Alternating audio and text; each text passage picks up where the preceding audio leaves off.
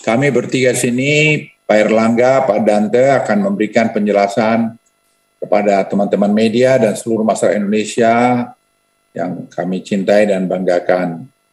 Pada kesempatan ini, izinkan saya kembali memberikan informasi perihal penanganan pandemi COVID-19, khususnya di wilayah Jawa dan Bali.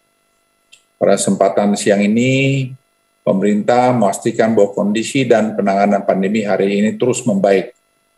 Berdasarkan data yang kami evaluasi, tren kasus harian nasional menurun sangat signifikan. Begitupun halnya dengan kondisi rawat inap rumah sakit, juga menunjukkan penurunan dan tingkat kematian juga semakin melandai.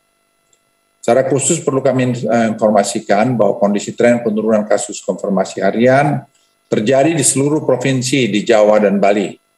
Bahkan tingkat rawat inap di rumah sakit seluruh provinsi Jawa dan Bali juga telah menurun terkecuali DIY. Namun DIY kami perkirakan akan turun dalam beberapa hari ke depan ini. Selain itu, dalam beberapa hari terakhir jumlah kematian di Provinsi DKI Jakarta, Bali dan Banten telah mengalami penurunan dan kami memprediksi dalam waktu dekat provinsi lain juga akan mengalami penurunan mengingat kasus kematian adalah lagging indicator. Teman-teman media dan seluruh masyarakat Indonesia yang saya cintai, seiring dengan perbaikan situasi pandemi COVID-19 yang semakin hari semakin membaik, maka sejumlah kabupaten kota yang kembali masuk ke level 2 meningkat cukup signifikan. Saat ini aglomerasi Jabodetabek dan Surabaya Raya kembali masuk ke level 2 dikarenakan penurunan kasus konfirmasi harian dan juga rawat inap rumah sakit. Terkait detail informasi ini akan tertuang dalam Inmendagri yang akan keluar hari ini. Selain level assessment yang menunjukkan tanda-tanda perbaikan, mobilitas masyarakat juga kembali meningkat cukup tinggi.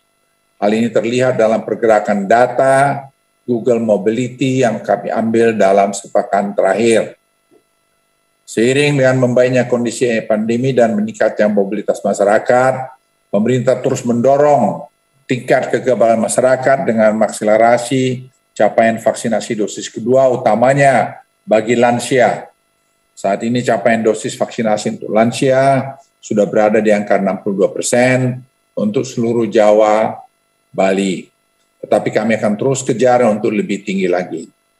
Pemerintah juga meminta kepada seluruh wilayah kabupaten kota di Jawa, Bali untuk terus mendorong vaksinasi booster yang masih di bawah 10% di Jawa, Bali. Saya juga mohon dan minta kesediaan masyarakat untuk kembali mendatangi gerai-gerai vaksin yang tersedia demi pulihnya dan membaiknya penanganan pandemi ini.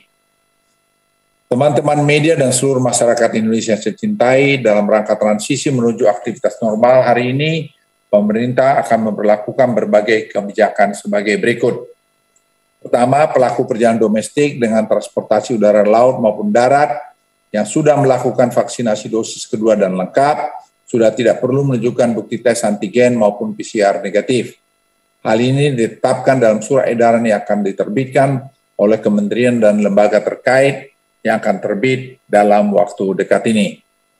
Seluruh kegiatan kompetisi olahraga dapat menerima penonton dengan syarat sudah melakukan vaksinasi booster dan menggunakan Peduli Lindungi dengan kapasitas masing-masing sebagai berikut. Level 4, 25%, level 3, 50%, level 2, 75%, dan level 1, 100%. Selain kebijakan baru yang kami perlakukan dalam ratas yang digelar hari ini, kami melaporkan kesiapan Bali dalam menggelar kebijakan uji coba tanpa karantina. Dan dalam ratas hari ini, Presiden juga telah menyetujui untuk dapat melakukan uji coba tanpa karantina bagi PPLN sejak 7 Maret. Saya ulangi, sejak 7 Maret 2022 di Provinsi Bali. Namun dengan persyaratan sebagai berikut. PPLN yang datang harus menunjukkan paid booking hotel yang sudah dibayar minimal 4 hari atau menunjukkan bukti domisili di Bali bagi WNI. PPLN yang masuk harus sudah vaksinasi lengkap garis miring booster. PPLN melakukan entry PCR test dan menunggu di kamar hotel hingga hasil tes negatif keluar. Setelah negatif, bisa bebas beraktivitas dengan tetap menjalankan protokol kesehatan. PPLN kembali melakukan PCR test di hari ketiga di hotel masing-masing.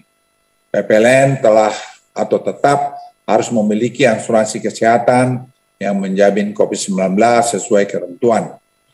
Event internasional yang dilakukan di Bali selama masa uji coba menerapkan protokol kesehatan yang ketat sesuai dengan standar G20.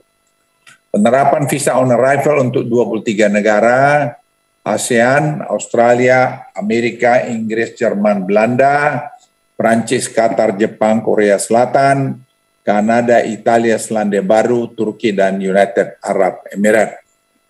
Pengetatan protokol kesehatan dan penggunaan peduli lindungi di berbagai tempat. Akselerasi booster di Bali mencapai 30% dalam 1 minggu ke depan. Bila uji coba ini berhasil, maka kita akan memperlakukan pembebasan karantina bagi seluruh PPLN pada tanggal 1 April 2020 atau lebih cepat dari tanggal 1 April. Teman-teman media dan seluruh masyarakat Indonesia saya cintai, setiap kebijakan oleh pemerintah diambil hingga hari ini tentunya diberlakukan atas dasar dan menunjukkan dari masukan dari para pakar dan ahli bidangnya. Selain itu, semua peta jalan dibuat hingga hari ini juga tetap diberlakukan dengan prinsip kehati-hatian dan tetap menjunjung tinggi tahapan yang sering kami sampaikan, yaitu bertahap, bertingkat, dan berlanjut untuk memitigasi hal-hal yang tidak kita inginkan. Perlu kami tegaskan bahwa semua kebijakan dalam proses transisi yang akan kita lalui bersama ini bukan dilakukan secara terburu-buru. Kita harus sudah siap untuk menuju satu proses transisi secara bertahap dengan menerapkan kebijakan berbasiskan data yang ada. Semua upaya yang ada hari ini perlu didukung keterlibatan masyarakat yang baik dan juga edukasi mumpuni yang terus dilakukan oleh pemerintah agar berdampingan bersama COVID-19 nantinya bukan hanya slogan saja.